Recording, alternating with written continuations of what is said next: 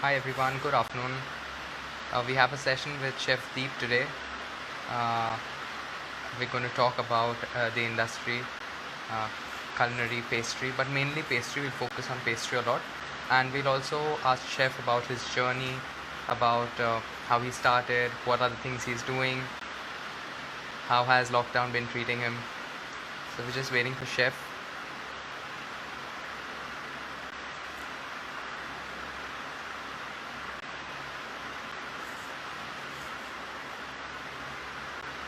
So good to see a lot of people joining in. Okay, we've got Chef online and we'll just connecting with him. Hi, Hello, Chef. how are you doing? It's becoming very well, Chef. It's becoming a ritual to see you every Sunday now. Lockdown has its own benefits. Of course, of course. How are you, Chef? Very good, very good. Enjoying myself. I think it's been a You've been very, busy with work and all. yes, yes. Opening up the hotel is a challenge, and these are unprecedented times. And guest safety is obviously on everybody's mind, so we don't want to miss out anything. So at planning stage, we want to ensure that we are on top of things, and a good plan is half the work done. Okay. All right, Chef. So this session is about how pastry chefs are in the industry now. What is the career scope for a lot of people who want to join the industry and aim on becoming a pastry chef? So if you could just share with us your journey of how you started, how did you become the pastry chef, the executive pastry chef of the Oberoi New Delhi, your entire journey, the timeline. How long is the session? It's pretty long. I have a lot of questions for you. Okay, okay. So I'd like to begin by telling everybody that my journey is not a template. Okay? Everybody has their own journey. Everybody has their own path, and I've seen some fantastic pastry chefs come out from completely unexpected backgrounds. So my journey started with a long time back when I was in ninth or 10th standard. Throughout my life, I like to eat. I don't think cooking was ever in my radar, but eating was always. And all my family members, my parents, my mother, my grandmother, they're all passionate foodies. So they would take me to different places to eat their signature dishes. Butter chicken from a certain place, naan from another place, bread from another place, kulfi from another place. And so they were very passionate and they were very emotional about the food that was made there. So that's where the love for food came from. And slowly, as you grow older, you see a lot of these people will disappear from your family. But that craving for very good food, it just stays with you. So that is what led me to find out what is it that I can do to satisfy this craving. We found out about hotel management, and also I come from a family of doctors. Uh, my entire family tree is all doctors. So I definitely did not want to become a doctor. That's for sure.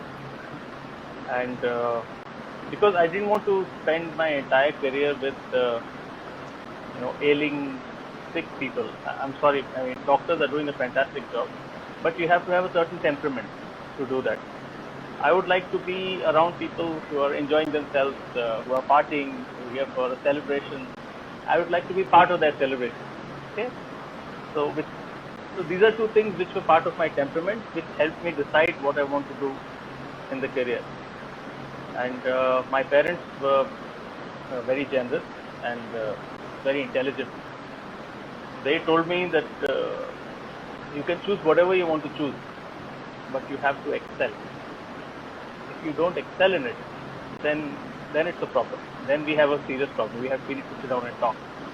So suddenly all the pressure is on me. So I started preparing for hotel management.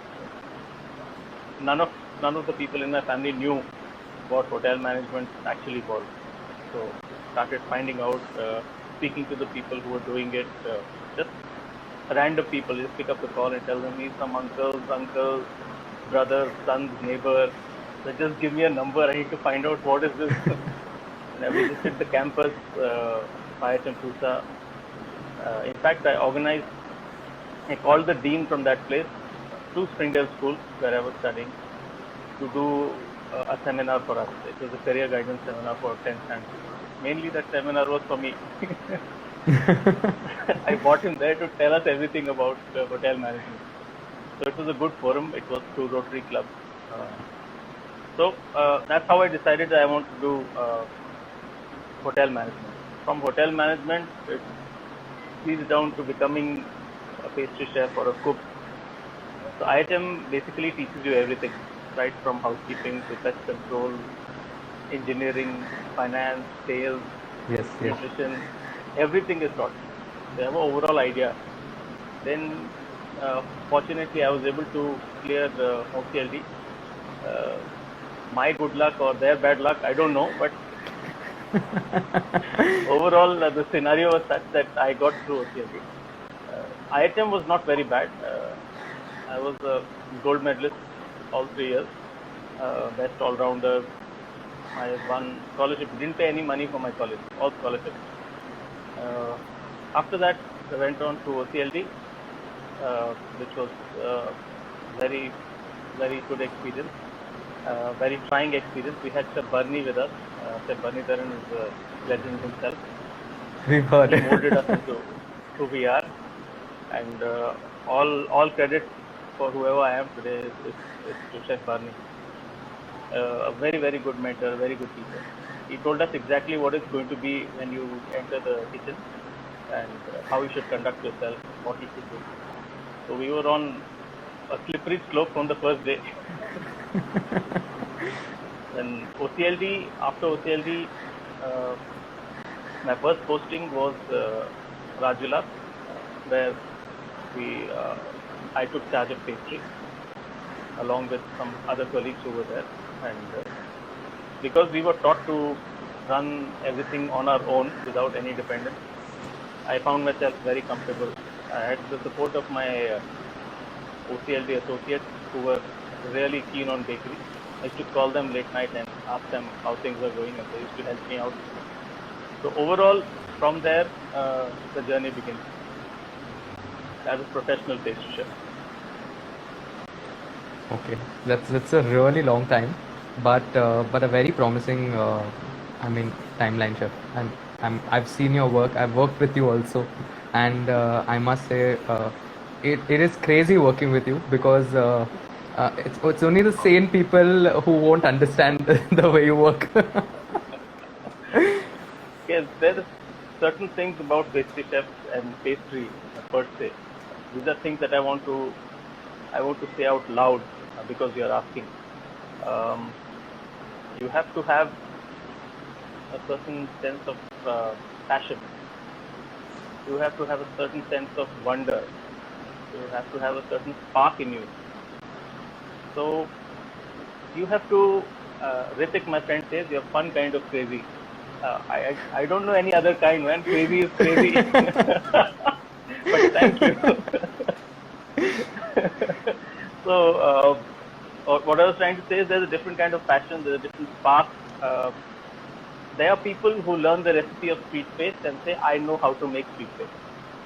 I'm sorry, that's not how it works. Okay, so for all the people who are really interested in pastry, when you say sweet paste, if I say this to you, automatically 6 different ways of making sweet paste will come to your head. 4 or 5 different techniques. You make the dough and keep it. Do I immediately sheet it after making it? Do I add almond flour to it? Do I add corn flour into it? Low gluten flour? So on and so forth. Do I roast the flour before adding into this? Do I use potato starch into this? All this is going on in my head the moment you say sweet paste. Because we did not stop learning at one recipe. So look at these possibilities, find out, read more, learn more, talk to your chef, talk to the person who's been making sweet paste for 10 years in that section. He will tell you He will guide you if you be nice to him, if you are punctual, you are clean, you are efficient, you listen to him, then there is a good chance they will teach you properly because they also want to get their work done. That's true. That's true. I totally agree, chef. There was a time when when I got posted to the Trident Almond Point, and there were chefs who've been working for so many years now, and I went there as a new executive.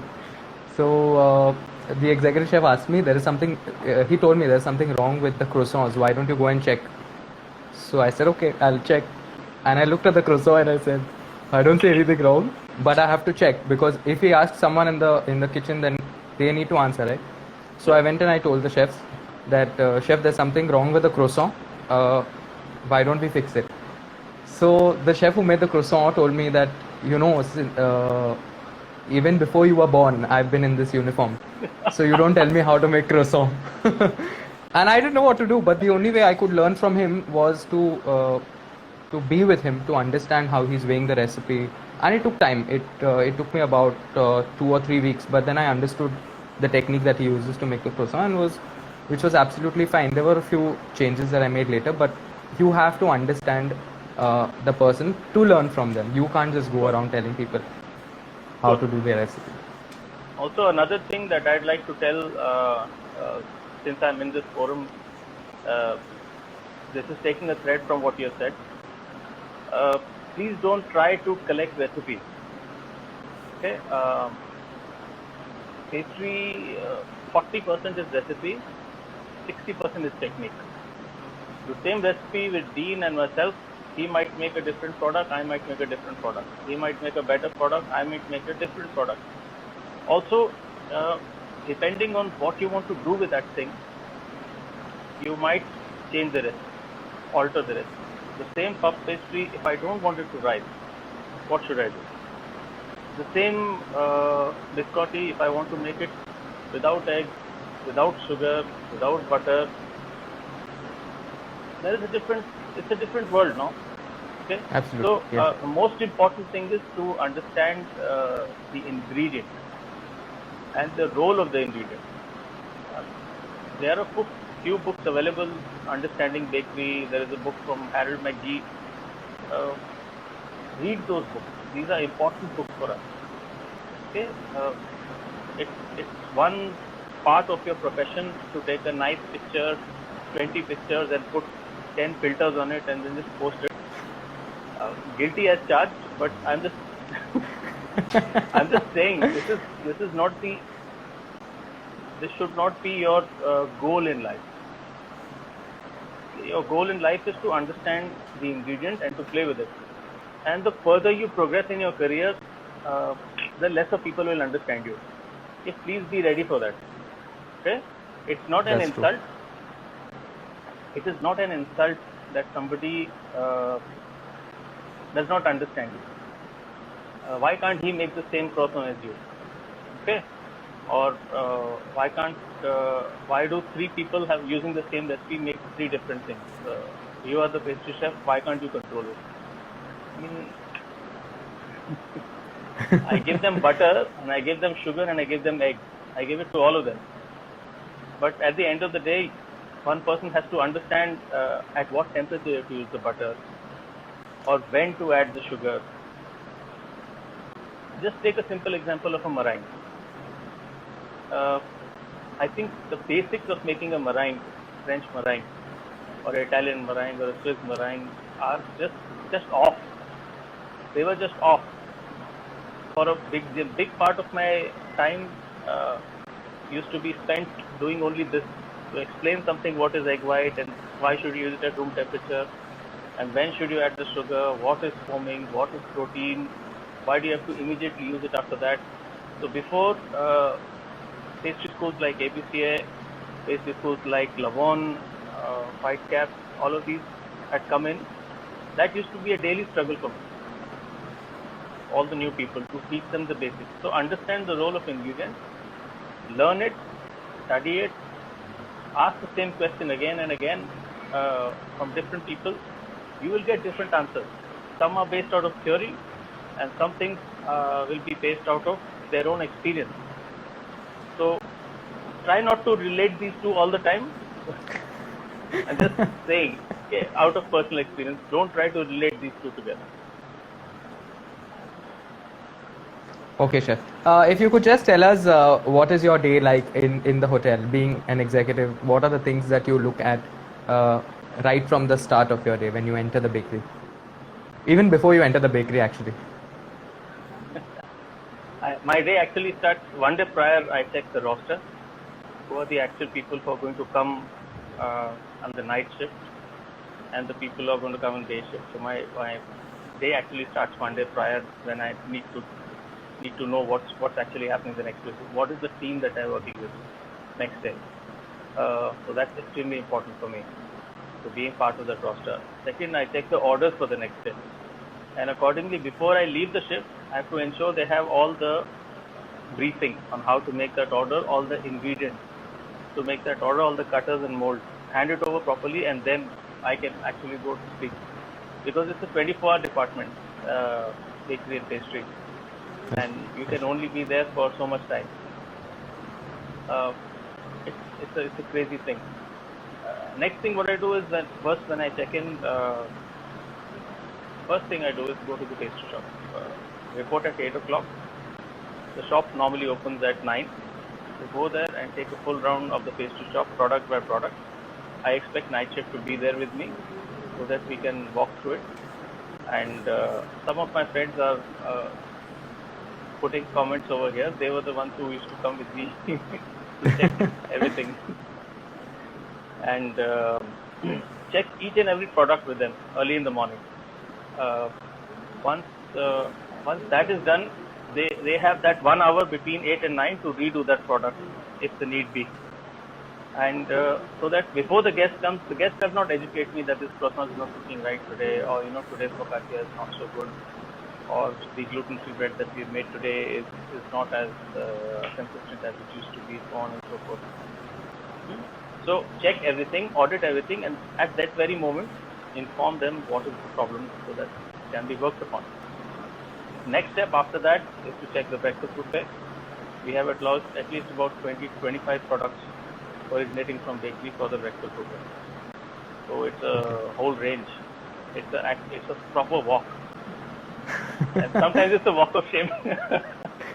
But that's a lot, 25 products from bakery only. Yes, only bakery. So that gets over, and certain things have to be changed, removed, so on and so forth. After that, we enter the department, wish everybody who's on shift, not just bakery, everybody else, wish them to go through their orders one by one, so that they have a clear path of what to do for the entire day. And after that, I work with them for a while. I would like to be with our team and ensure that they are sorted for the day. And I have my personal learning goals. I have my personal teaching goals for the day. It just makes everybody organized. They know after lunch and dinner, after dinner, before, all that time between lunch and dinner is my time for training.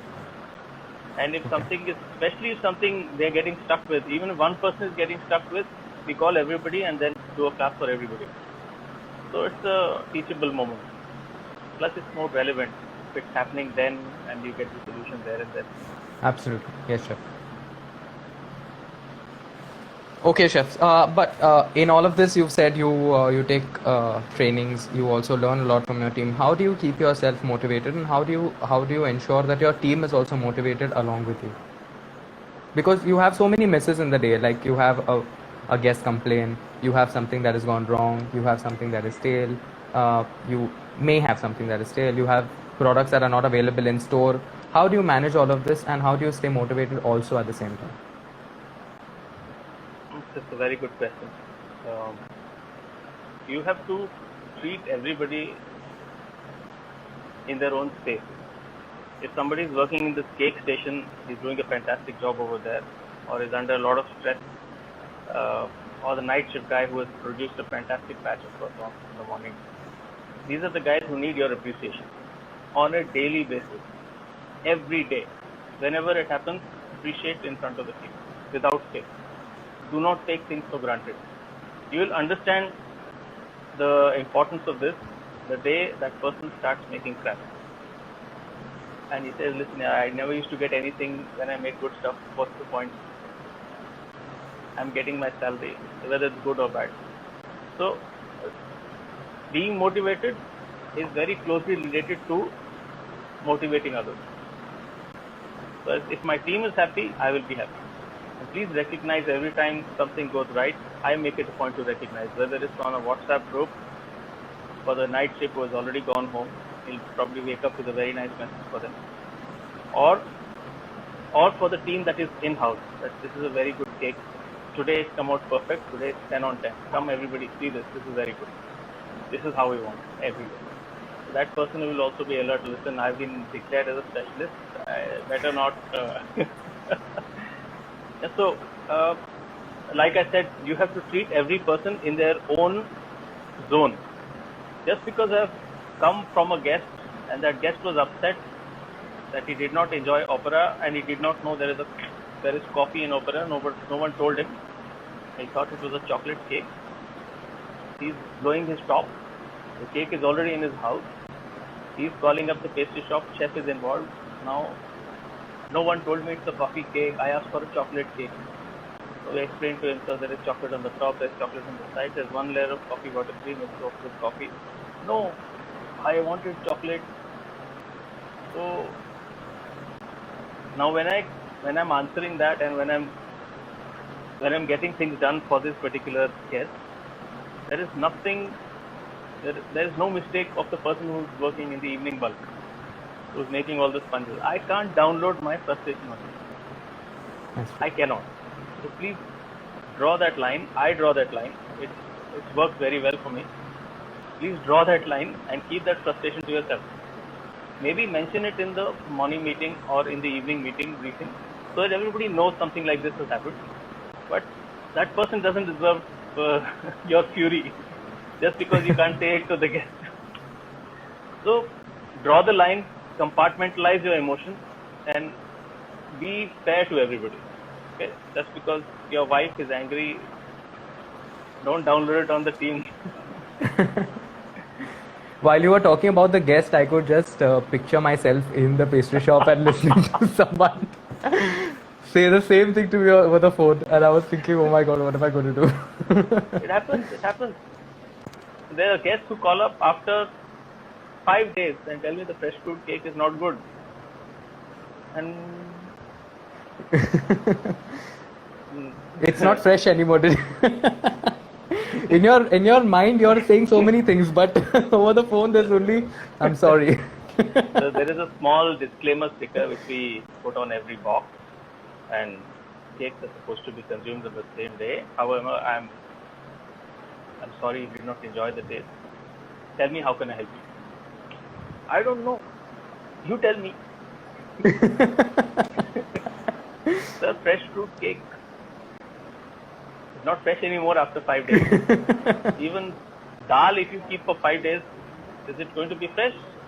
I didn't buy dal from you. So those are the kind of people we have to deal with. Not all guests are like that. But there are certain guests who don't understand food hygiene because they are not closely related to that. Maybe he's a fantastic stockbroker, but this is not his theme. Okay, sure. Any time in your journey you've come across people who've been studying or who are learning a lot more, but at the same time they ask you a lot of other questions per se regarding to bakery or pastry and something that you don't know. How did you overcome this? Did you learn something later and get back to them, or did you teach them another technique? Of course. But did you come across a lot of people like that? In my initial years, my only source of knowledge was OCLD, and I used to read a lot of books, voraciously read a lot of books. Till now, my wife's pet peeve is that you could have bought me 2 diamond necklaces for these 300 kgs of books that you have over here. I know 300 kgs because I've traveled from one hotel to the other. They literally weigh me and tell me that I have to pay so much money to transport these books from point A to point B. So I know I have 300 kgs of books. So those books, they come in handy many times, and it helps to answer questions. some things I have learned because I used to answer a lot of questions. In IHM, I used to be a quiet chap. Hard to believe now, no? Very. My eyes popped up suddenly. So, what I'm trying to say is that during IHM, in my training, I don't think anybody heard my voice. I don't know. I was very serious about my work. I was very focused because I had a point to prove to my parents that I have to excel in this. So I was very, very serious about everything. I used to ask the guys in Conti Bulk, what visa pass are you going to give me tomorrow? If they used to say asparagus, tomorrow's banquet is this, we are going to be doing asparagus XYZ. So I used to go home, read about asparagus so that I'm prepared for tomorrow. Tomorrow, nothing, I have to just peel asparagus. Like those really shitty ones, like pencil asparagus. But I have read everything about asparagus, cultivation of asparagus, what is white asparagus, classical dishes, accompaniment, hollandaise, lemon juice, how to poach them, what temperature to poach them. You have a wooden band, put the asparagus on it, tie it up. These are all classical methods. The wood floats, the asparagus stays downward, it comes out straight. All these things I used to read before coming in on shift. And what I used to do there was absolutely useless. Just slice, give it to them. He blanches it incorrectly and puts it into a stupid salad. There's vinaigrette on it. But I was very, very serious about these things. So I think somewhere down the line, in those 6 months, when I had these small packets of knowledge every day, gave me that edge over the other people who were sitting for campus. So this is my advice to everybody. If you want to follow one thing from me, just one, is this, that whatever you're doing now and today, read about that and make your own notes. If you're making eggs on the breakfast counter, then know everything about eggs.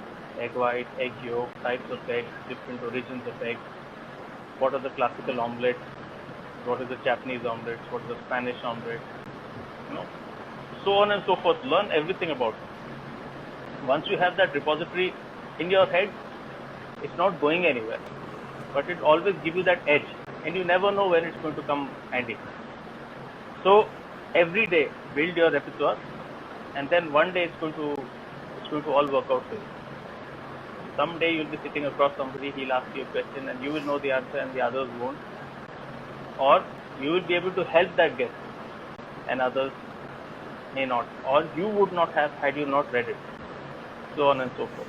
So it's your responsibility to build your repertoire. It's your responsibility to keep yourself motivated. And later when you become a team leader, it's your responsibility to build other people's repertoire and keep them motivated. It's not, as a team leader, you can't say that you have to be motivated because you are getting paid. I am motivated because I am getting paid. So learn that fact and you'll probably go a long way. Chef, also, if you could tell us how important is education in pastry versus experience in pastry? Do you need a combination of both? Is there something that you need more than the other? How does it work? Tricky question. I have learnt a lot of things from people who are not educated. Okay, so full marks to those guys. They've taken the uphill road. They have learned over the years. Person in TNP who used to be making cookies was making cookies for 30 years. He did not move from there. He did one shift. All banquet cookies, whether it's 300, 400, 600, whatever you want to do, was one person doing it. And there was a warm press curve which he used to come every day, pull it out, clean everything, wipe everything, turn it on, and then put everything back, check the status, break every cookie, make all the dough, slice, bake, pipe, everything. One guy. For TNP is a huge operation. Trident Ironman Point is a huge operation. Yes, sir. So you learn so much from that guy. But if I put him on the puff table, he will know nothing. Zero. Similarly, the guy on puff table, fortunately, That gentleman is still working with me, Chef Gurung. Is still working with me. He was a mentor for me when I was training in OCL, and he's currently in my team as a supervisor. So I want to give this example to everybody that I have the utmost respect for him. I have hired him back 2 times on 2 different occasions.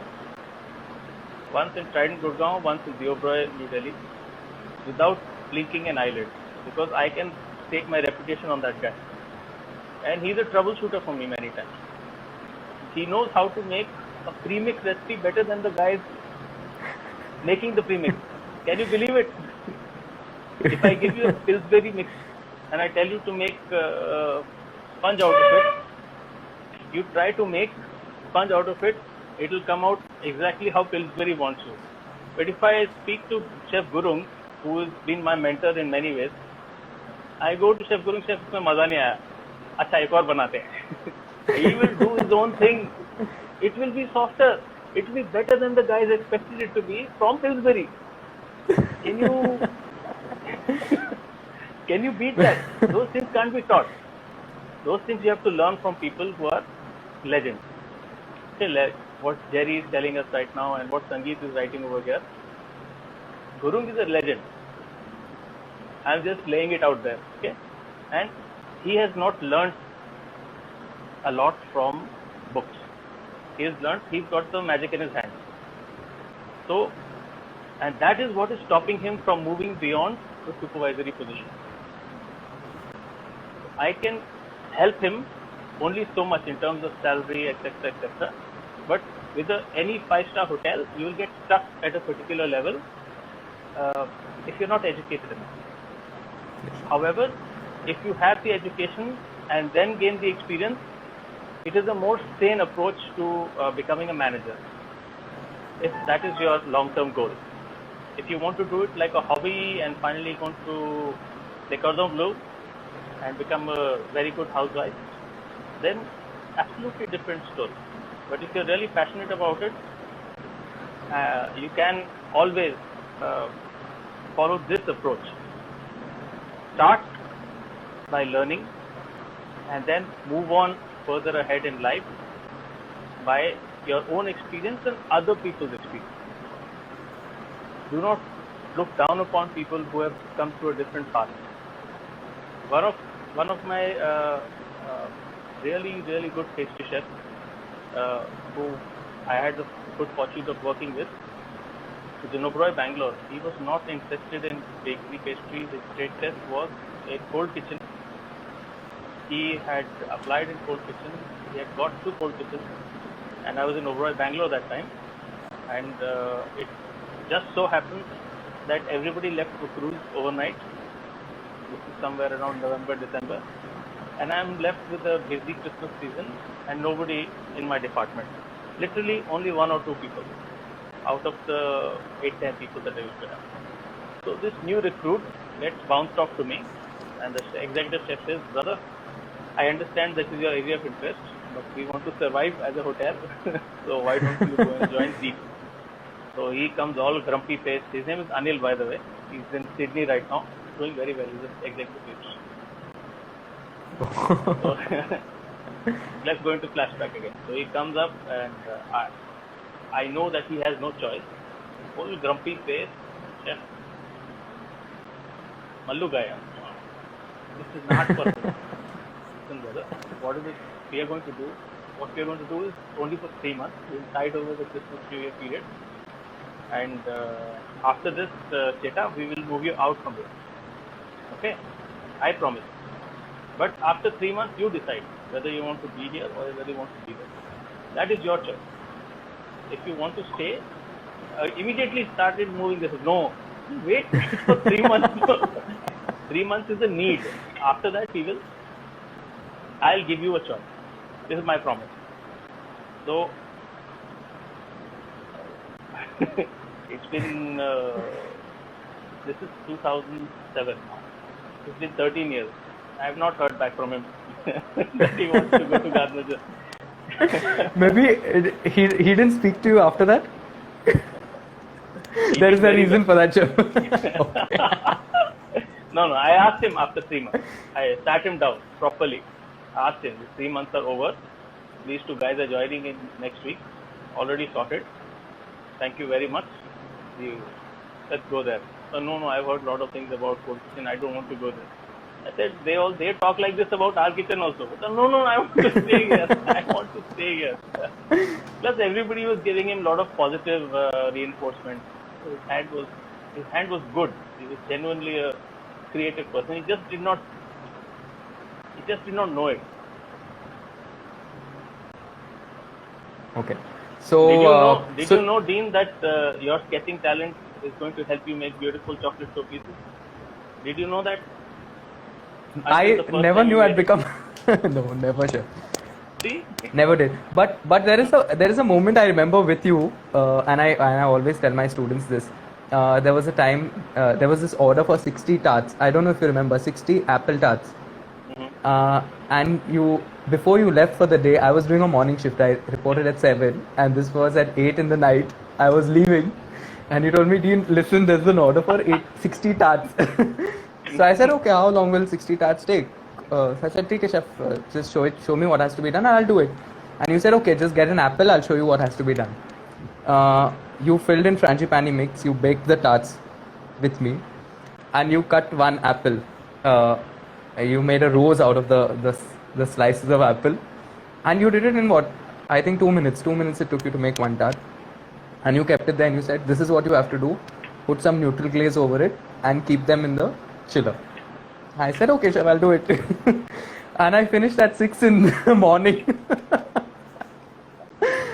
Oh my God. But I was crying in the night. I was crying. I can see so much curse coming out. It's coming out of the screen. It's going on my face. It's like, oh. You have no idea how much I cried that night. But the next day when I was leaving, I was returning back on shift. Again reporting back on shift in 1 hour. In 1 hour. You came early. No, everything was done, chef. I didn't sleep chef. Also. And you told me, Dean, okay, is it done? I said, yes, chef. So what time did you go home? I said, chef, I didn't go home. I'm just coming back on shift. And you smiled and you're like, is the tart done? Oh my God, but that was a crazy time. So I would never learn how to cut. Chef, this is what I asked myself in the night. Dean, you don't know how to make tarts. No. What you ask yourself at night is, do you have any apple tart orders? Sorry, man. I swore to myself I'm never going to say bye to you after that when I go home. I think that's why that guy did not come back to tell me after 3 months. Maybe. I had to go up and tell him.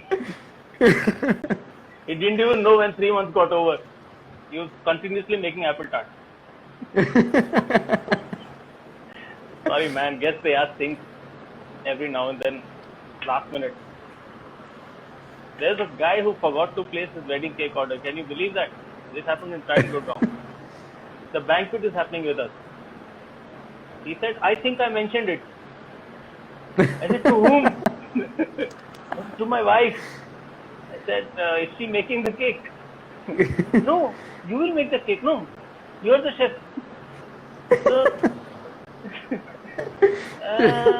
Chef, I want to ask you so many things right now, but this is all going to go off the screen. The guy is in-house, in the hotel. The banquet is happening with us. It's not that I can tell him, let's get it from here, let's get it from there, let me get it from the Oberoi pastry shop. No, wedding cake. You're doing everything, it's included in the package, you will do it. Did you tell me no? How did you manage then, chef?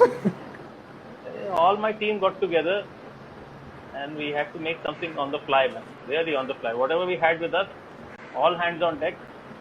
3 of us over there, we just made it. There's a guy called Dimple who used to be with us. Just showed him how to make petals. He was making the petals. Gurung was layering the cake. I was finishing the glaze. Then we put everything together. No time to glaze. Just sprayed the whole damn thing. Flash. Boom. It was explosive. Absolutely explosive. We had no time. So such is life, yeah. I'm sure a lot of people, when they are listening to all of these experiences, they are wondering, it's such a sane place working in a pastry. The AC is on every time you're talking. There's music happening, but trust me, it's not like that. It's not at all. It's, Okay, this is chef. how you organize yourself. I Absolutely, want to absolutely. remind everybody that bakery and pastry is mainly about ratios. So one part of recipe is technique, which most of the pastry chefs will agree. The second part about any recipe is ratio. Please understand and remember the ratio. How much percentage of yeast should go in this? How much percentage of sugar should go in that cookie? Okay, the moment you understand the ratios very well, that's when you will understand what is the role of each ingredient. Okay, so learn the ratios. When we were taught about choux pastry, 1, 4, 6, 18. That's what I was taught. 1 liter, 400, 600, and 18. That is exactly how we were taught. So this is still in my head. The ratios have changed now. And we know different kinds of choux paste are used for different things. If you want to fry it, it's a different ratio. If you want to put a crackling, you don't want it to rise too much, it's a different ratio. If you want to freeze it and use it next time, it's a different ratio. If you want to bake it and freeze it, it's a different ratio. So you have different ratios in your head. Similarly for bread, Ritvik was online a short while ago. He's a master in his own field. He's a superstar, you know. Today he's chefs like Ritvik and Chef Evan. These guys have mastered bread. And Chef Mani, who works with Chef Mani. these are all legends, you know. They talk to the bread, they touch the bread, and then we know what next. Should we give it one more fold or let it rest for another hour? Disturb it now, is the temperature right, temperature wrong? I mean, it's all a game of ratios and touch. The moment you master it, you can only get better. Then you evolve the game. It's not just whole wheat flour. You can use buckwheat flour. You can use a different kind of flour, so on and so forth, depending on what you want to make. So it's very much a game of ratios and touch. Okay, chef. What has been your hardest day being a pastry chef? The most difficult day that you can remember? I think maybe the first day when I joined Rajvilas, because during my OCLD, Indian cuisine was my forte. Believe it. Indian cuisine was my forte. I won all my test competitions and gave all my 100% into developing myself into an Indian chef. And when my posting was announced as Rajvilas, it was supposed to be a plum posting, because at that time Rajvilas was the premier property, one of the only Vilases who have opened that time. So when I got posted there, I said, of course, man, Indian kitchen, what else? That's why. And the moment I entered there, there's a Michelin star chef standing there. And he looked at me, "You're the new guy? Pastry." I said, "What? But Indian, but no, pastry. What about Indian?" I said, "Yeah, this is Chef Yogi. He handles our Indian kitchen." And Chef Yogi is standing in the corner over there. Oh man, he's a sous chef. He's Indian kitchen. And then I've got a Western kitchen executive chef standing over here. I was pushed into bakery. The chef had already left. He'd already joined. So there was no handover, no Canada. nothing. There was no pastry chef there. There was one employee, two employees, and one supervisor who was waiting to resign, basically waiting for me to come to resign, because the executive chef had held him by his, Got it, chef. by his dear walnuts. So, so he saved his walnuts by saying, "Okay, I'll wait for the chef to come and then I will leave." And then he cut short his notice period as soon as he came here. He told me, "This is the tin. This is where the flour is kept. That is where the yeast is kept. good luck. And then he took his PL, and then he took his PL, and then took his pending off, and then next thing I know is he comes on shift one day and says, today I've come for clearance. so, so that's what happened with me. it was it was a very, very trying time, because at that time Raj Vilas was known throughout the company for the quality of his croissants. Okay, Chef Soumya used to handle the croissants over there, and he had recently left that place and joined Vande Vilas as an executive chef, from being pastry chef here to an executive chef. So I used to keep calling him and telling him, listen, brother, I'm stuck here.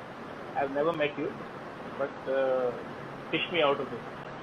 So tell me step by step how this croissant is done. I know how to make a croissant, but Raj Vilas croissant is a different story altogether. So I remember at that time he used to send us packs. He used to write the stuff. He's got a beautiful handwriting. He used to write that stuff and send me a pack. And I used to file those packs. And that was my new recipe book. That's never going to happen again. Oh my God, that sounds tedious itself. It's exactly what it sounds like. GST and TDS.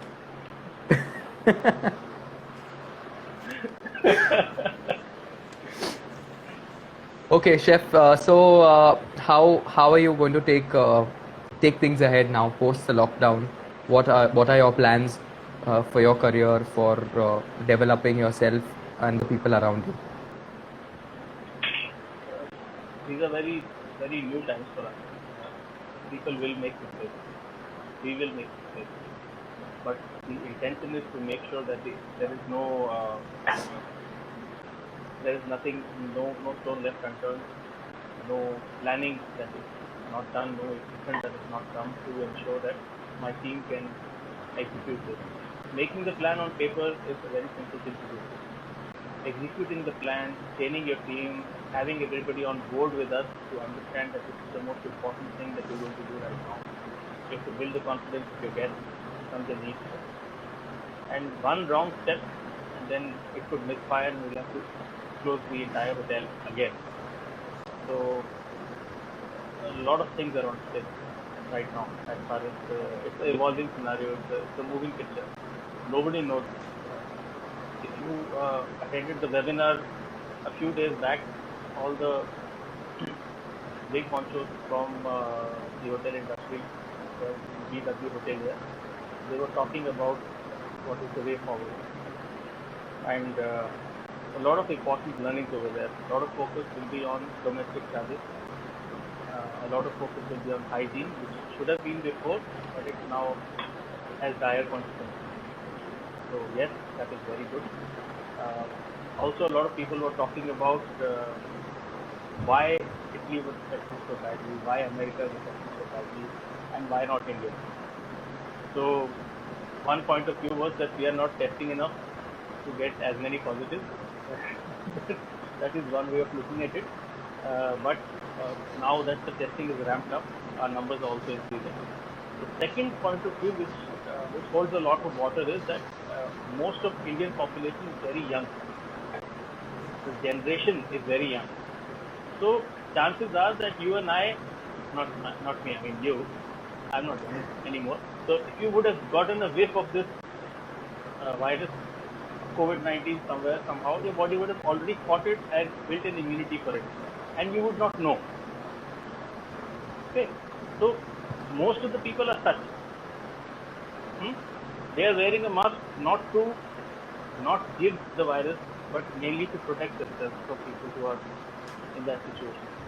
So overall increase in hygiene, definitely.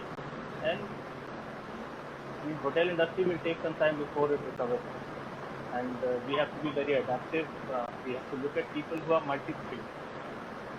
Gone are the times where, a person is a Dazmajer specialist who can make very good salad. I am looking for a guy who can come in the morning, make the egg, and after that relieve a person in Dazmajer. Or a person today who can become a tandoor guy and day after tomorrow can run the curry section also. my roster will be very lean, extremely lean. So I'm looking for multi-talented people. I'm looking for people who can fill two, three slots with their repertoire of skills. So that is important with the way forward. Specialization is good, but overall, we are looking at people who are adaptive, who are ready to roll Correct, with sir. the punches and take on more roles. So there was a question in the comments before that this period of lockdown and this time of COVID, is it going to affect the jobs in the future for chefs? Uh, what is your take on that, chef? Now, if you're in a restaurant, uh, it's a different scenario altogether because restaurants shut very quickly. So they need a regular cash flow in order to That's maintain true, their sir. books. Yes. Most of the restaurants have one or two financiers, and if they have to choose between 5 restaurants they're running, they will pick up the 2 successful ones, and the other ones they can shut. At the same time, this will give an opportunity for other restaurants to step in. Other restaurateurs will step in, newer businesses will come, and social distancing is a good thing for now. Until we have a vaccine in a year and a half, I don't think it's a permanent solution to a long-term problem. It's a short-term solution to a short-term problem. And we are all social animals. So we will come back together. All the animals will come to the same watering hole, and there will be kumbaya. So it's not our nature to sit in cubicles and eat food. Okay, so let's just hope for the best. Restaurants are a different scene altogether. Some will shut, some will open. If you're good, I'm sure you'll get a job somewhere. But please be adaptive. Please use all your faculties, all your senses, and don't work like this, because then your options will also be like this. As far as hotels are concerned, most of the 5-star hotels are not per se firing anybody. They are not letting people go. They are relooking at the salary structure. I speak generically about all hotels. They're relooking at the salary structure, but providing job safety in turn. So that's important. Absolutely, chef. Okay, chef, this is the last question. This has come from a lot of students from the academy also. And a lot of people, when they come to the academy, it's the first question they ask. How is doing a diploma from any of these schools, pastry schools, different from an IHM? And what are the opportunities that you will get in hotels to grow? So IHM is basically a MBBS for doctors. So you learn the entire craft, and the entire jumbo. You learn about anesthesia, you will learn about skin, you will learn about the spine, you will learn about the nose, the eye. That is what MBBS is. It will teach you everything about the entire human body. Similarly, IHM is the MBBS equivalent, which will teach us about all faculties of the hotel industry, starting from sales and marketing to back of the house maintenance, to engineering, to food cost, to nutrition, so on and so forth. It's a wholesome package of hotel knowledge, which will help you in hotel management. Okay, so there are a lot of people who have not made up their mind that they want to become a chef. They don't even know until they go on training that this is something that is of interest to them, or something that will make a career out of it. So for those people who have not decided, definitely IHM will make you a much more rounded person. If you have a clear path in mind that yes, I want to become a chef and only want to become a chef, then the culinary schools really help a lot. Because IHM at the end of the day will give you only topical knowledge of so many things. The best way forward is to do an IHM and then go for this diploma. Forget about qualification. One diploma, one degree, and then another diploma after that does not matter. So you've got the entire gamut of hotel management together in those 3 years. You just augmented it with another 6 months of experience. So invest in yourself, study, keeping in mind what is it that you want to become. You want to become a chef manager one day, then you definitely need IIT. You want to become a food and beverage professional, yes, you need IIT. You need a graduation. Okay? If you go through a diploma course, a craft course, from a specialized institute or ITI or Navon or APCA, wherever you want to go, Whitecaps, if you want to go that route, the skill level in a particular section is going to be very good. But then after a level, you will also get stuck. Because to become a supervisor, you need to be a graduate in most of the hotels. To become an executive, they will ask you, where are your graduation papers? You should not be found wanting at that point of time. So to have a graduation under your belt is extremely important. As far as growing up the hierarchy quickly is concerned.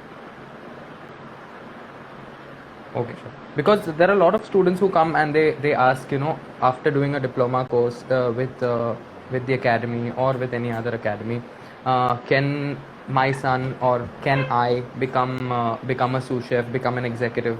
And it's very difficult to make them understand. And then they ask us, so what is the role of the academy?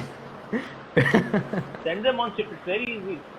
Send them on shift and make them speak. It's important to speak. It's very different from what you see in the movies and extremely very different from what you see on Instagram. These are worlds apart. So that's crucial. Industrial exposure is extremely, extremely important. If industrial exposure is given sooner than later, I think they will not ask you this question. But initially everybody asks this question. Everybody wants to. That's the aspirational goal. And I appreciate that aspiration, that they want to become that. It's our job, your job and my job to explain that these are the various steps that are required. You will need to be a graduate, preferably in a discipline which is related to hotel management. You can't be a engineer and then suddenly you want to, or a graphics designer, a degree in graphics designing, and then you want to become a chef. At least I'm a graduate. That doesn't really work. Okay?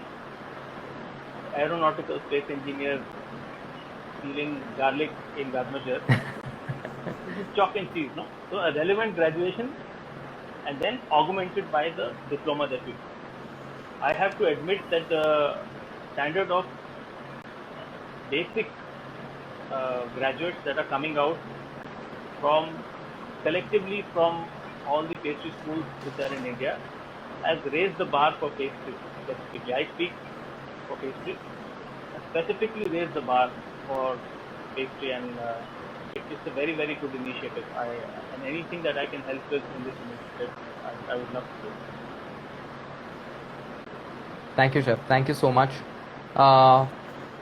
That brings us to the end of the session. Chef, is there anything that you'd like to share with, you've already shared so much, but if you want to share something to the younger people who are seeking for help through this session, if they want to decide what they want to do, anything that you want to tell them?